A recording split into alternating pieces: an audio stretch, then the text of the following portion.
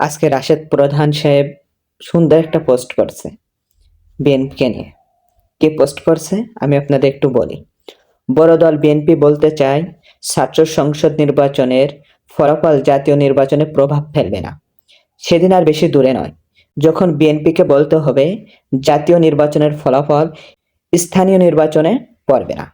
এরপর তারা বলবে স্থানীয় সরকার নির্বাচনের ফলাফল আগামী ছাত্র সংসদ নির্বাচনে পড়বে না। এটা অনেকটাই ঈদের পরে আন্দোলনের মতো একটি তালবাহানা। জুলাই পরবর্তী বাংলাদেশ ছাত্র জনতা শ্রমিক মজুর এক হয়েছে। আগামী 12ই ফেব্রুয়ারি গণভোটে হ্যাঁ জয়যুক্ত হবে এবং জাতীয় নির্বাচনে 11 দল বিজয়ী হবে ইনশাআল্লাহ। তারা বলে উই হ্যাভ এ প্ল্যান, আমাদের পরিকল্পনা আছে। আমরা বলি সর্বোত্তম পরিকল্পনাকারী মহান আল্লাহ রাব্বুল আলামিন।